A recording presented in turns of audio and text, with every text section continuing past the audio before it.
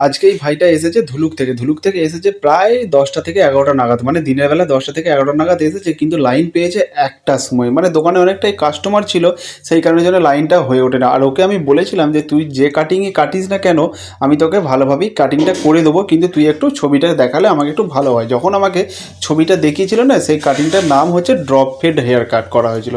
তো drop fade hair কাটটা হচ্ছে যেমন রাউন্ড শেপে হয় না, ও আমাকে বলেছিল রাউন্ড শেপে হবে না, এটা হচ্ছে ভি আকার শেপে কাটিংটা হবে। ভি আকার শেপে কাটিংটা হওয়ার পর বলেছিল যে এখানে ভি স্টাইলে তোমার কিছু একটা তোমার মনের মতো একটা কাটিং করে দাও যেটা ভালো লাগে দেখতে। যেহেতু কালী পুজো ভাইফোঁটা বাজার আছে, সেই কারণের জন্যই আমাকে বলেছিল যে আরও সুন্দরভাবে কেটে দেওয়ার জন্য। তো চলো, সবার প্রথমে আমি এখানে 6 নম্বর মানে 6 mm আমি চালিয়ে নিচ্ছি, কারণ 6 mm চালিয়ে নিলে না ড্রপ হেড কাটিংটা না খুব সুন্দরভাবে হয়। দেখতে পেয়েছো আমি প্রথমে এখানে ক্লিপ আর কিছু লাগাইনি। প্রথমে যে ড্রপ হেয়ার কাটটা করার জন্য না আমি একটা রাউন্ড শেপে মানে একটা ভি শেপে আমি একটা স্টাইল এনে ফেলেছিলাম, সেটা মেশিন দ্বারাই এনেছিলাম, কিন্তু তারপর আমি এখানে জিরো ফেড করে দিচ্ছি। মানে জিরোটা করে দেওয়ার পর এখানে একটা সুন্দরভাবে আনবো, যেটা আমার মনের মধ্যে আছে।